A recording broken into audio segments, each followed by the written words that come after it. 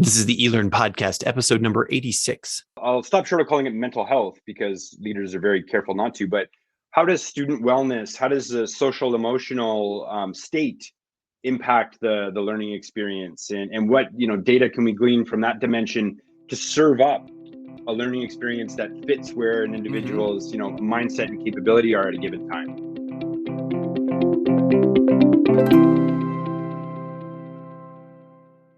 Welcome to the Elearn podcast. My name's Laddick, and I'm your host from OpenLMS. My guest for today is Kenneth Chapman, who runs the customer advisory program for D2L. As he likes to put it, he was raised by wolves in the EdTech business. He's done it all over the past 20 years. Today, his work focuses on listening to clients, partners, and competitors, and then reflecting back what he learns to D2L to improve their products and services. In this insightful conversation, Kenneth and I discuss how the pandemic has given Kenneth and D2L confidence and hope for the future, as everyone in every part of the education sector has dramatically increased their level of sophistication about things like user-centered design, accessibility, and data science. We also talk about the importance of going forward of designing accessibility into content, tools, and tech, and how D2L is building that into their core products to help clients and learners, especially as this relates to how we think about and interact with video. We also talk about how video has become the standard for online learning, but that the expectations around production value and general comfortability have evolved dramatically in favor of thinking about cognitive load and what our students really need. We also talk about Kenneth's thoughts on customization and complexity in learning management systems and how he views this as an opportunity to look at the learning design from a project management perspective. And here's a little hint. The LMS isn't just seen as a delivery platform anymore. We also touch on why D2L Wave was created and how this connects the skills a company needs to satisfy in their workforce with providers of the necessary educational content that they need to use those skills. We also talk about Kenneth's excitement around the done-for-you services and opportunities in the learning space, whether that is actually rolling up your sleeves and building things or just contributing by consulting around the art of the possible. We end our talk with discussion around data, analytics, and how AI is making its way into the EdTech space. And we talk about how Kenneth really wants to see AI and machine learning progress into areas around context, but also why humans are still super important and more relevant than ever. And hey, just a note before we get started about the format of the episode. I've started to move all interviews to a live format so that we can interact with you, our listeners. In this episode, you'll hear Kenneth and I answer questions as they come in via chat messages. I invite you to join us every Thursday on LinkedIn, Facebook, and YouTube. Now, before we get started, a quick word from our sponsors. The e-learning podcast is sponsored by the eLearn Success Series, a uniquely valuable set of events that bring together sector experts and thought leaders to offer solutions to the most critical challenges and issues at the intersection of education and technology. Get your free ticket to all 4 sessions at elearnsuccessseries.com. And OpenLMS, a company that provides world-class LMS solutions that empower organizations to meet education and workplace learning needs. Learn more by visiting openlms.net. Welcome to everyone. This is the eLearning Hot Seat. I'm here with Kenneth Chapman from D2L. As soon as I put it in my head, it left me, but you are the Vice President of Learning Innovation Advocacy over there at D2L. We've had several conversations over the years. And I can say that now over the years because it's been like 3 or 4 years that we've been talking, which is fantastic. Yes, sir. I work for a company called OpenLMS. Just before we get started, I want to remind everybody you're listening to the eLearning Hot Seat. I encourage you. We are live right now, so Kenneth and I can see your questions, see your comments, see your challenges, see your observations, whatever you'd like. Throw them in if you're listening in on LinkedIn, YouTube, or Facebook. Just throw them in the chat, and we'd love to interact with you. I'll do some promo later, but I want to introduce you. So why don't I give you the floor? Because, the last time we talked, you had a different role, and the time before that, you had a different role, and D2L was in a different place. But what is it? Give us who is Ken, and what do you do for D2L?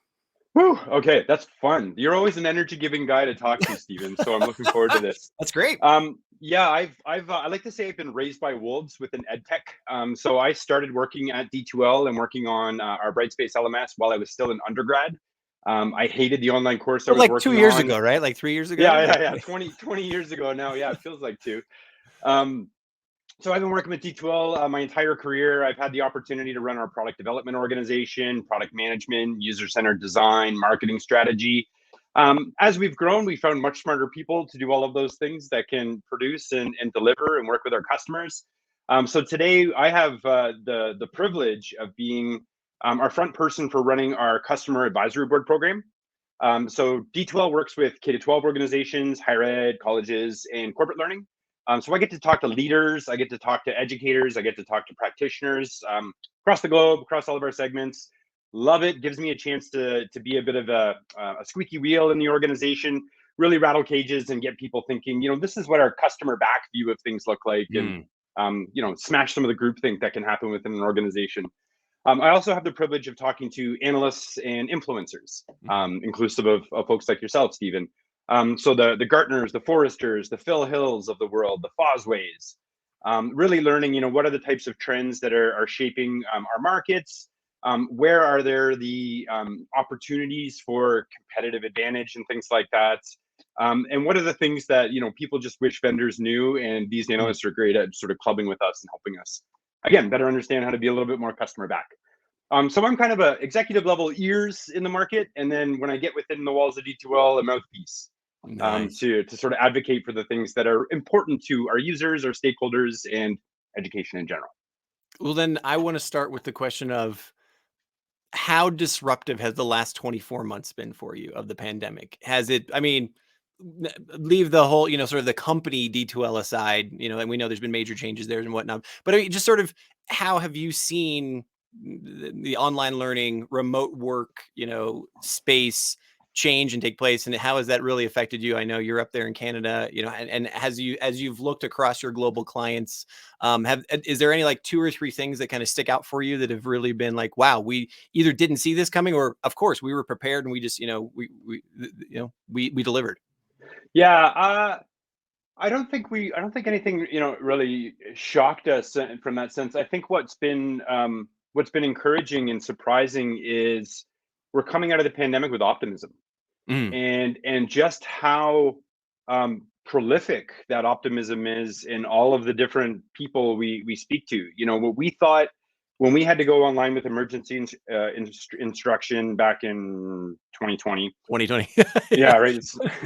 When we had to do that, we were kind of doing, cots in a gymnasium, right? Like throwing up Zoom rooms and things like that. And we had a real concern that we were going to turn off an entire generation of educators from using any kind of technology enabled teaching, just because of how much stress and lack of preparation and infrastructure and accessibility issues had to be dealt with right out of the gate.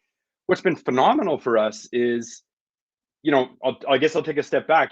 Being in the e-learning industry since 2003, I kind of thought we'd be in flying cars of LMSs and things like that by now, right? You and me both, brother. You and me both. Right. Yeah. It's like Jules Verne kind of stuff. And we didn't get there. The pace wasn't as quick as we wanted to see it, all that kind of thing, slow our roll, follow the market.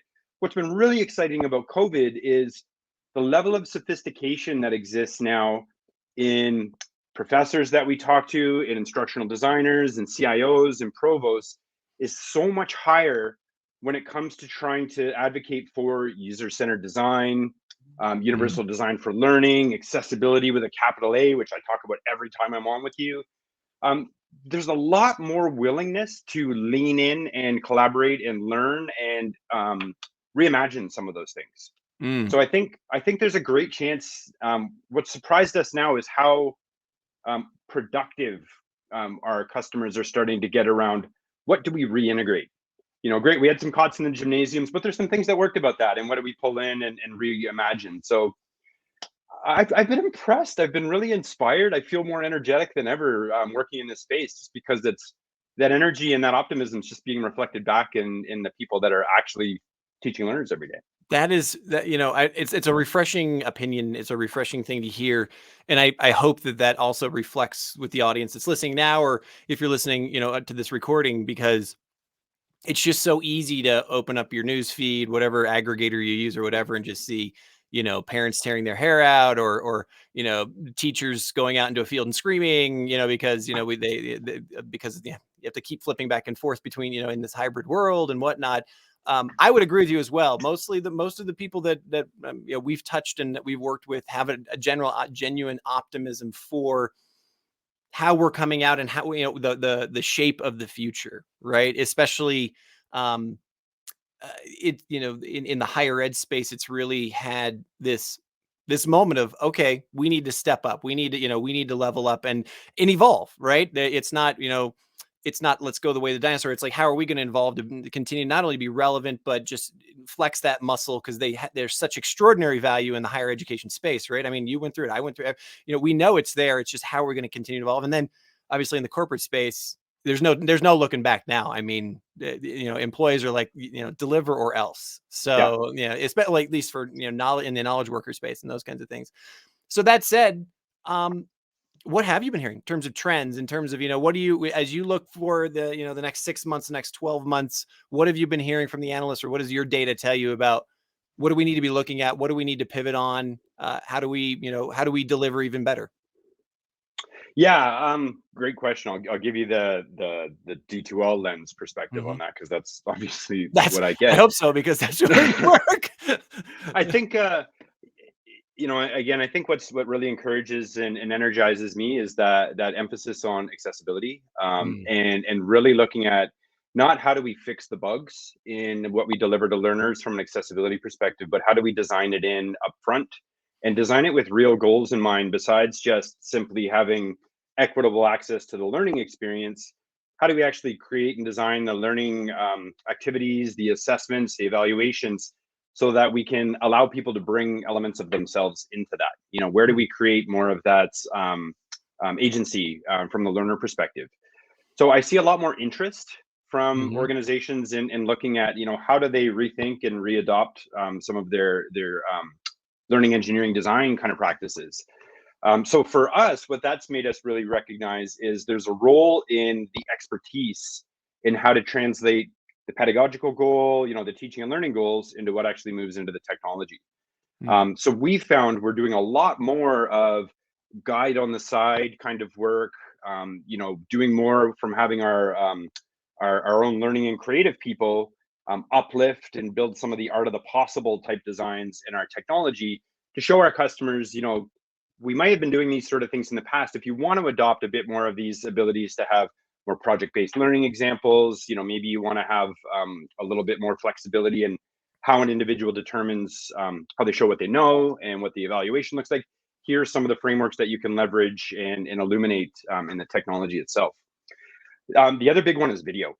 We're all so used to this type of interaction right now, right? And there's just an enormous amount of materials and resources are out there that aren't quite unlocked, aren't quite. Wait. Unpack that a little bit for me. What do you mean, like materials and resources that aren't quite unlocked? What does that mean to you? Well, for example, if we're doing an online lecture or a symposium, right, in a synchronous tool, oftentimes I don't have that as a resource after the fact, or if I do, I'm seeking through the video, watching it on 2x, and trying to find the right part of that. It's not a searchable resource. If there's slides that are demonstrated there and they're talking about the mitochondrion, I want to be able to search for the mitochondrion, go right to that part of the video.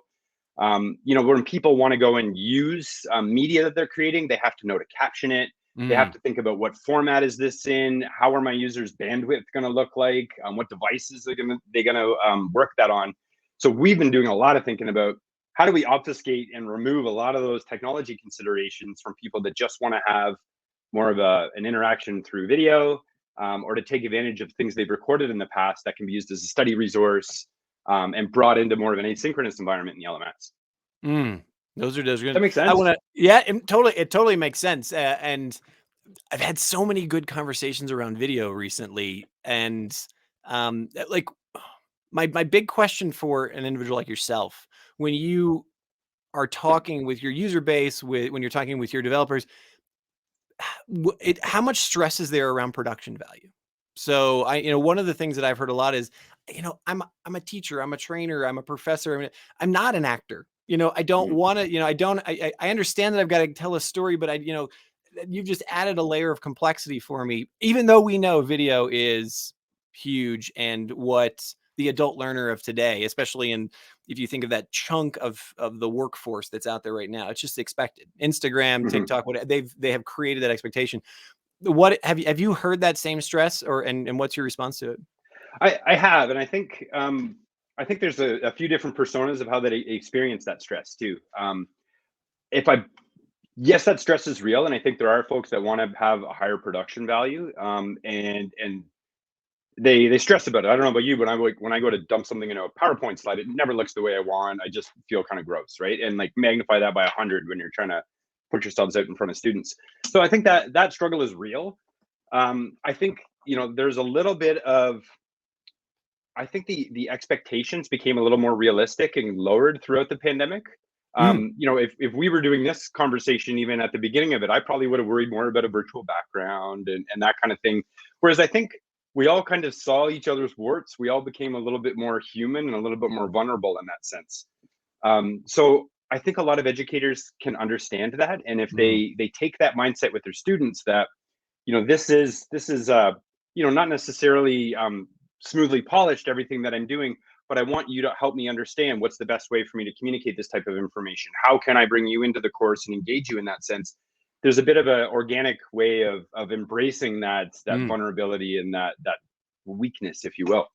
I think the ultimate problem, though, that a lot of educators are trying to solve when they think about production value is really just lowering the cognitive load of their learners. We know that they can struggle when they see really different ways of presenting information, wildly confusing information architectures, and when that happens from course to course or instructor to instructor, that's a lot of overhead in just trying to figure out, what am I trying to learn? How do I communicate my ideas and my opinions around this? So when we thought about production value, we thought about it more about, how do we make really easy to use templates that ensure that the content that you're creating is going to work on any device, that it's going to have all of the markup and stuff in place, the captioning, everything else, and then kind of accept what you can record and bring in from there. So I mean, if my production value is this camera here, that's fine, but the way that it's accessed, the way that it's searchable, the way that it's delivered is going to be very consistent anytime that I'm using that type of activity or a media resource. So from our perspective, it's an easier problem to solve to think about cognitive load and consistency than it is that high level production value, where there's lots of really great tools to do that. But I mean, you're adding that those failure points, everything else on top of it. So for us, there's an 80% where you can do a lot of the authoring and the delivery and the compliance, right? Yeah, I agree totally, and that tracks very well with the other conversations we've had. I want to come back to that. I just put a pin in it right now for just a second. I want to welcome everybody who's listening to us right now. I'm with Kenneth Chapman from D2L. You're watching the e-learning hot seat from Open LMS, and I just want to kind of give a shout out. We do have this cool event. I never remember which hand it is over here. It's called the E-Learn Success Series. We've run the E-Learning Success Summit a couple of years, and rather than having this one big event, what we've decided to do is evolve it into 4 separate events across the year. Our first session in those events is coming up on February 23rd. It's called the Designer Session. Everything, we're going to be talking about everything design, so everything instructional design. Everything from exactly what we're talking about here. How do you put video into your thing to how do you use no code tools to what is an instructional designer and what's the skill set that you need in order to be successful there today. Tickets are free. Just go to elearnsuccessseries.com and dive in. Ken, we were just talking, so we're kind of talking about video, we're talking about production value, we're talking about how do you get to that 80% solution, those kinds of things. I want to take that and talk about the expectations that you've heard, or maybe that you're hearing right now from your clients about customization and complexity, right? One of the things I've found really interesting as we've looked across our client base and we've talked with our community is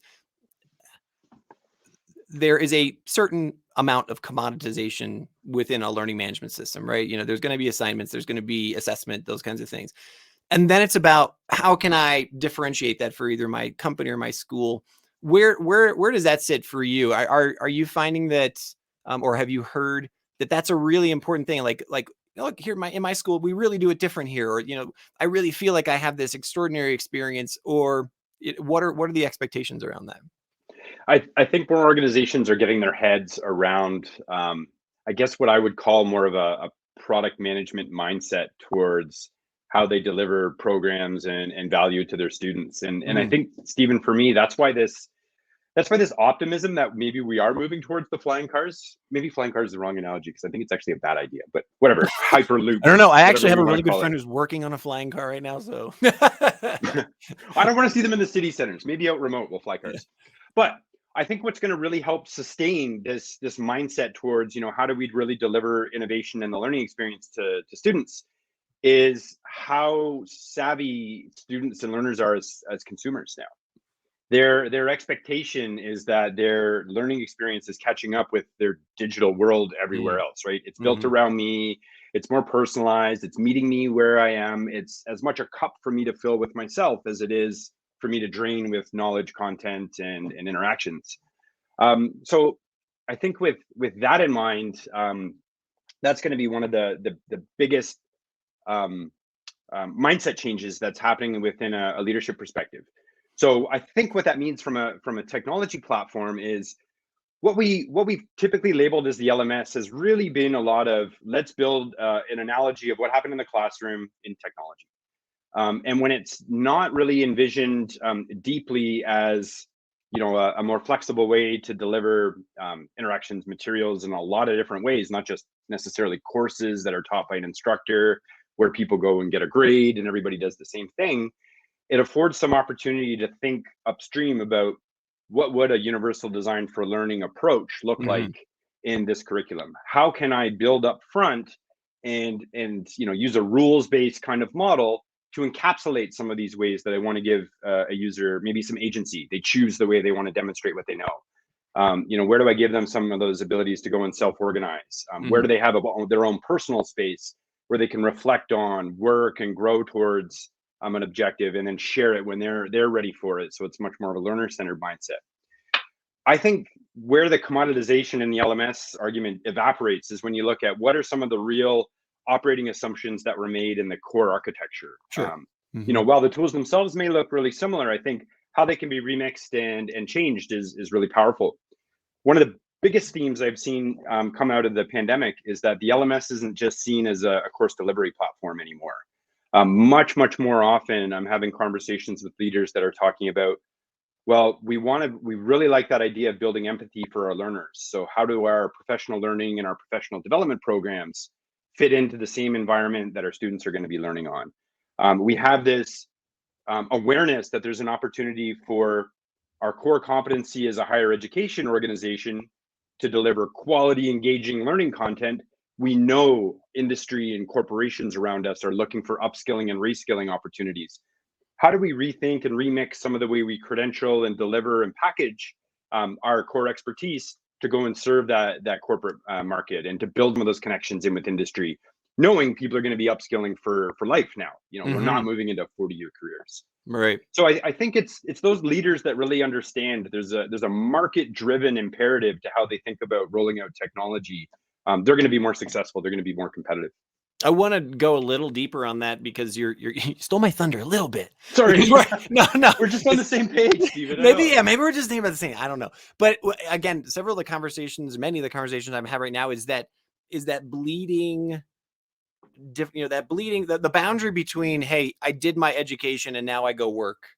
Even in our lifetimes, you and I, like that has been eroding kind of consistently over time. But I feel like even now, the acceleration of that erosion has been fairly stark over the last, let's say 20 months here.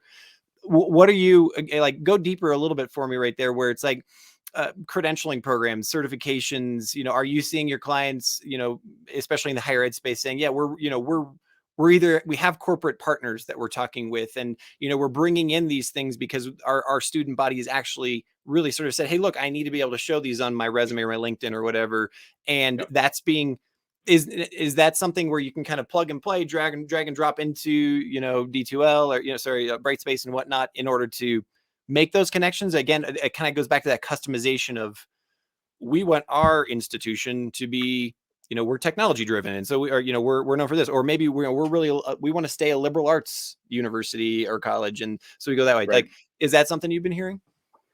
Yeah, and it's something that we're sort of trying to embrace on a few fronts. Again, we like to be agnostic and not prescriptive in terms of how an organization goes and rolls out their strategy, which means our tech has to be super flexible. So one of the ways we'll support that is we've built within Brightspace a tool called Course Publisher. And what it lets you do is you build a course within Brightspace, you use all of the kick-ass stuff that's in it, and then rather than going and exporting that package and dropping it into some partner organization or a corporation that might want to use that work, we can actually do an LTI integration into any other compliant LMS, and all of the user procurement, all of the authentication, all of the data back and forth is managed, but the IP is still managed centrally, and you've got more of a distributed model for delivery and more of a centralized area to go deliver courses. So it allows some of those loose consortia that start building up within different states, where they may have an organization or a school district in K-12 that has some really top-end content. They don't want to duplicate that. They might want to cross-pollinate that across different organizations. So we're seeing that as one way for those partnerships and those interactions to get created. We really recognize this is something that's going to be transformational in the next couple decades. So we built a brand new platform, totally different from Brightspace, called D2L Wave. I was just going to say, was this Wave? Okay. That's Wave, yeah. So what D2L Wave is meant to solve for is a corporation today used D2L 6 months ago before we got D2L Wave. We had, if an employee wanted to go and upskill, let's say it's business intelligence, they would go find some stuff. They'd do a Google search. They would talk to their manager. The manager would say, I don't know if I can do that. HR would get involved. They'd check a spreadsheet, and there'd be 50 email chains. And maybe the employee went and completed the learning. Maybe they didn't, but we spent some money. So what we're trying to do with D2L Wave is make it really easy for an organization to say, here are the skills that are really relevant and meaningful to the business and the outcomes the business are looking for.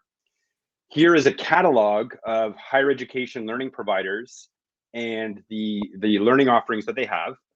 So when I go into D2L Wave, I say, yeah, I want something that's less than 5 hours a week, but I want a certificate out of it, or maybe a micro credential. Show me what I can do for business intelligence. Is that so? Let me just interject right there. Is when you think of the adult learner, the post sort of, let's say, bachelor degree learner, how big of a ask is that when they're thinking about their employment opportunity, or their when they're talking with either a future employer or a contract or whatever they're saying? Is the education opportunity, is that like that's a big piece of the pie now? Like what am I going to be able to do? How am I going to continue to upskill, that kind of stuff? Yeah, absolutely. I don't have the data on me, but I think it was a McKinsey survey. It was one of the top 3 factors for younger employees that are coming on with an organization in professional learning in the knowledge economy. How much investment is there going to be in my skills and in my development? What is the education as benefit, if you will? Right. And so I'm where like the next piece of that question is, I think about everybody who's heard the podcast. I've got a 13-year-old kid, right?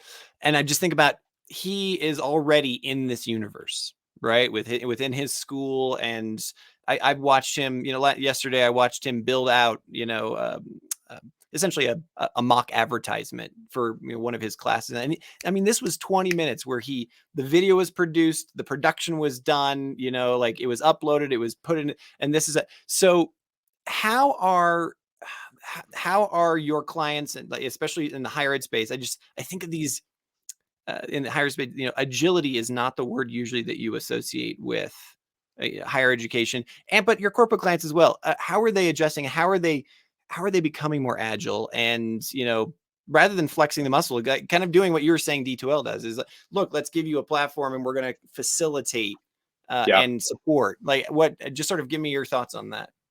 Yeah, nailed it. That's absolutely a real struggle for a lot of organizations. And I mean, I've seen some do it themselves. Athabasca University out in Alberta here, it's I think it's Canada's largest distance education provider. They basically built a startup within their organization called Power Ed, and they staffed it like a startup. They gave it a startup style mandate, and that agility and innovation is rampant within that organization. So they are producing phenomenal skills-based, credential-based programs for direct to industry. They've built a phenomenal partner network, and they're leveraging on some of the infrastructure that's part of sort of the mothership, but they're not as constrained by that, and they're able to fail fast and move quickly.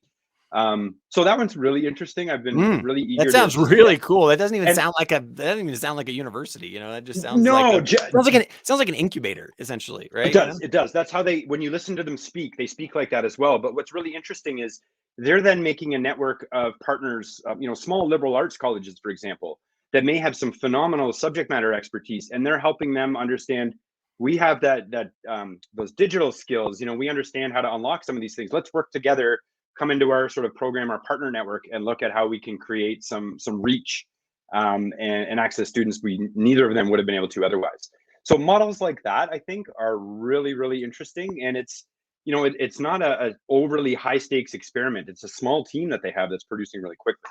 So not everybody's ready to do that or knows how to do that from first principles. So that's where I was talking before about that more organizations leaning on our expertise and from a services perspective.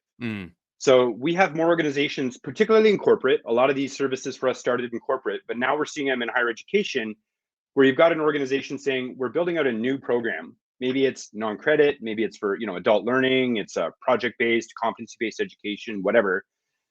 We don't quite know how to do this properly, and we're seeing more organizations go to us or other consultants and say, can you help us with a little bit of learning and creative design, help us with the pedagogy, implement some of the content development, and either do it all for us and just run the whole show.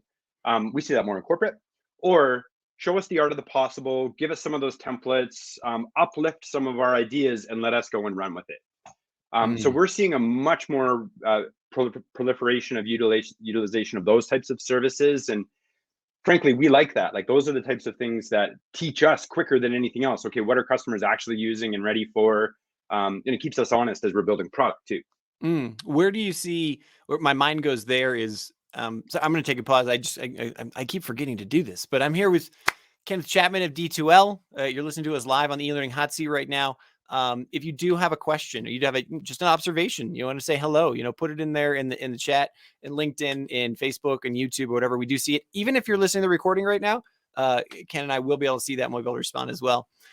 What you were just kind of talking about there is the done for you service, right? Rather than do it yourself services, that done for you kind of stuff. Something that I've heard consistently, let's just say over the last definitely 5 years, but now, the last 2 years as well, is there are so many resources out there now, and there's so much content out there now. Why would either a trainer or a professor, build something bespoke? And there's good reasons to do that, right? If you have a unique process in your company, obviously you're going to have to build something bespoke.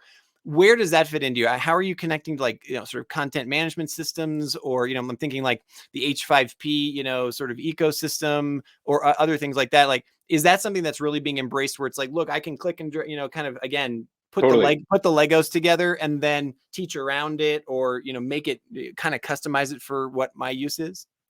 Yeah, the work that we see ourselves get into, it's as probably more so than just creating the individual content assets and the materials. Like you say, they're out there. Maybe OERs haven't proliferated as much as either of us wanted to, but absolutely there's a wealth of content out there. And yeah, H5P, other content sources absolutely are to be embraced. A lot of the work that we do when we're helping people is how do you bring those together into the environment so that it's seamless from a learner perspective, so that it's properly orchestrated with data, so that we can make conclusions from that, gain insights, and build a proper engineering process around it. It's not a challenge to go and harvest and organize things from all over the place. It's a challenge to make that engaging, usable, and flow, right? You might have a piece of content that you want to use as part of a case study, but you want to make sure that it's really simple for people to drop into a discussion about it and to have a proper rubric evaluation. Those types of things. It's more of the whole flow of the learning activity beyond just the resource is what we're thinking about orchestrating across the platform. And that's where the real differentiation in learning experience comes from, I think. Yeah, for sure. So you just touched on a subject that we've got a little bit of time here. I want to dive into how and where have you seen analytics starting to be used? I mean, are organizations and schools really, using this to their advantage? Let me start right there. Have you seen an uptick in the use of analytics and sort of, we've got these great tools that are saying, hey, look, here's where the at-risk students are. Here's where the high performers are. Here's where you could do better. Have you seen an uptick in that? Or is that still sort of one of those things where it's like, we're still trying to get the learning right? I'd say we've seen an uptick in it. I think we've definitely seen a downtick in the fatigue and sort of that overhyped expectation for what we were going to get from analytics. There's no black box receipt of here's the students to go fix and what to do for each of them. And I think that's good. I mean, we as a strategy rotated away from building much more, standalone AI apps that were doing prediction to being more about how do we open up and make accessible and gain insight from some data. So we're seeing much greater usage of those types of tools to understand just some of the fundamentals. What is the differences we're seeing in adoption between different programs? How are our enablement attempts for some of the best practices we want with educators? How are they actually being adopted and utilized in different areas of the system? What factors affect student engagement? And how can I make sure that I can provide the ability for advisors or student success coaches, whatever they're called, to have a scope of learners that they can easily look at in the LMS and do so in a meaningful way without having to handpick across a million courses. So we're creating more stakeholder specific entry points to get data out of D2L. Advisors, deans, like success coaches, those are things that are really top of mind. The other thing we've done that it's just tried to encourage that culture of data access is encourage the use of our data tools. There's sort of reminders and like threshold alerts. So, your leaders, if you only want them to get, here's this dashboard every couple of weeks or every third one, or only when the enrollment drops to a certain level, bother this person. So it's a bit more action oriented than rather, habitually come to this dashboard and drone over a whole bunch of charts every day.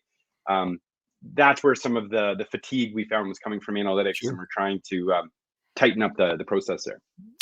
I heard you mention in there, AI and, some of these apps and stuff like that. And I say it cringily as a statistician, it's AI. Yeah.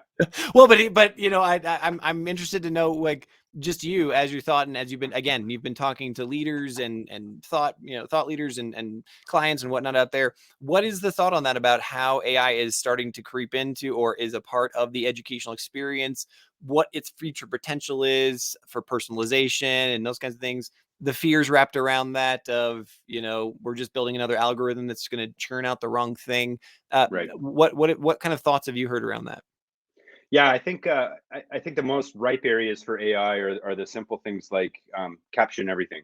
Look at the computer imaging recognition. So if there's text anywhere on a video or an image, pull it down, use it as part of the alt summaries. Things that should just obfuscate. Technology should obfuscate and hide away from humans that don't know or need to know about some of the back end pieces. I think that's where we're going to see the most proliferation of AI and automated tools. I think that's probably the safest ones to start off with. Where I personally really want to see innovation and improvement in AI is context. All of the other really great examples of where you can use machine learning require an understanding of what's my learning outcome, what are my activities and my content to get there, and how am I assessing or evaluating those? At some level, I need to have that kind of context triangle. And with that in mind, I can do a lot more to understand context and intelligence and make recommendations and optimize for a learner. But that core central tenet A lot of educators don't have that, or it's in a spreadsheet, or it's inconsistent across different lenses in the organization. So I think machine learning algorithms can go a long way to put some ability for an educator to make some professional judgment based on some data-informed analysis. Not necessarily black boxing things. We have an adaptive learning tool. People aren't quite ready for that to light the world on fire and just deliver and curate all their content for them, and I get it. But we can absolutely move towards those things by having some of that human judgment and expertise in the middle. Well, I think that last part of your sentence right there, that's where what I was going to throw in there. I love how we're discovering, again, in this process over the last 2 years, but generally over the last 20 years, the human is still so super important. And especially as as content and platforms and whatnot become something that we're just all used to, it really comes back down to, hey, I gravitate towards that person or that teacher or that trainer because of their particular, personality or the way that they facilitate or how they've brought me in and recognize when I need some extra help. That human element is still so important. Mm-hmm. I wonder, to that end, too, Stephen, actually, another dimension that I keep hearing added on in the conversation of learning platforms is, I'll stop short of calling it mental health because leaders are very careful not to, but how does student wellness, how does the social emotional state impact the learning experience, and what data can we glean from that dimension to serve up a learning experience that fits where an individual's mindset and capability are at a given time? Those are things that I think are really fascinating as we're looking at how tech actually makes it be more human. Yeah, for sure. Well, that takes me perfect. I want to round out this conversation with what haven't I asked? What have you either, like a challenge that, kind of came out of left field for you over the last year or so, or a trend, or maybe you're hearing from your clients that's bubbled up. It's like, hey, do this for us or stop doing that, like what are one or two of those things that, again, either they don't have to be surprises, but just sort of like, wow, this really has come out clear. And, is something you're paying attention to? Yeah, it's one where it's an ask from our customers, and we're uncomfortably excited about the challenge. I would Ooh, put it. that's a good one. I like that. Maybe that's the way I want it. No, Yeah, that's true. uncomfortably. Yeah, it's a stretch goal, my friend. It's a stretch goal. So what we're being asked, if I'm doing an advisory board with our provost group, for example, we talk about what are things we can do to be a better partner for you, to understand how to take your strategy and make it clearer for you to how to move it forward. At least when it comes to the little piece of our technology. And what's surprising to us is, as an organization, we've always wanted to be careful that it's our customers that are driving and transforming the learning experience, and the expertise lies with them. But we're hearing more asks for be prescriptive with what types of insight and analysis we should be doing on data, and where we should be putting those decision points into our process. Be prescriptive when an individual educator is signaling their intent for how they want to go and deliver and what their goals are, for the right way to construct and build learning activities. So to draw a crude analogy, Stephen, I look at it as our customers are, in a sense, are asking us, help us move from machine instructions to more of a no code environment. Where we can elevate the learning experience, the depth of the pedagogy that's actually implemented, by baking it a little bit closer into the platform. So I think about that as much less of a tool and tooling sort of mindset, and more of a conceptual model in the tech that fits what educators are looking for. So more about, I want to build a case study. I don't want to add some content, put a discussion in there, and evaluate some stuff. Those are the kinds of things. And again, it's not the most comfortable thing in the world, because that's not necessarily where our expertise are. But when we step back and think about it, we're talking to hundreds of customers. We know some of them are the best in the world, and we're figuring out the things that work well. So it's a challenge that we're eager to rise to, but it's one I think we'll take baby steps towards. Yeah, for sure. Kenneth Chapman, you are the Vice President of Innovation Advocacy. Did I get that correct? Yes, sir. Fantastic. I know that it's titles change so often, you never know. But you're with D2L. It's always been a pleasure to speak with you. I want to ask you one final question, is just you personally, like, what are you psyched about for 2022? Is there a shiny new object that, you kind of been paying attention to. Maybe you're, where does augmented reality fit into the, to the next couple of years? But maybe there's a process, or maybe there's a cool cohort like that, the university in Alberta that you said, it's more of a startup. Like what really gets you up in the morning and you're pretty excited about to look forward to? That's such a tough question. There's so many things I look forward to. I mean, this space, where else would you put your time and energy other than education? I think for us, I'm really excited about the opportunity to have a much more open and attentive audience, for us to be more, I don't want to say aggressive, but more assertive in trying to move forward some of the shifts that we've wanted to see in the space for a while. So looking at universal design for learning, for example, is a big one for me. There's just so many organizations that are demonstrating a willingness to adopt and embrace these concepts. I'm excited about the opportunity to go and create toolkits, to go and tell the stories of some of our customers that have done this well, because I think it's an opportunity to really have that ripple effect right now. And I mean, I think that's why we all work in education, right? It has that ripple effect in, the geography people that people are learning in across generations. I think within the institutions that are doing things that are really interesting right now, I'm excited about our role in this space, and same as yours, right? Is to tell those stories, try to create some of that momentum for that ripple effect for other organizations to raise those tides. It's a great thing to be excited about. I'll put a pin in it there. I could talk with you for the next 3 hours, but I know people got to get on. People got to get on with their workday. But thank you so much for taking the time to be on the hot seat today. I hope that we will see you again in the very near future, ladies and gentlemen. Give you Kenneth Chapman of D2L. Go check them out and everything. But Ken, we'll see you again soon. Thank you so much. Thank you, Stephen. Always a pleasure. Thanks again for tuning into today's episode of the eLearning Podcast. If you like what you heard, please do me the favor of following us on LinkedIn, Twitter, or whichever social media you prefer. Also, if you're interested in diving deeper on e-learning, I encourage you to get your free ticket to the eLearning Success Summit, where there are more than 70 hours of presentations on best practices. Just go to elearningsuccesssummit.com. And then finally, for the latest news, information, and resources about e-learning, come subscribe to our newsletter at lmspulse.com. Thanks.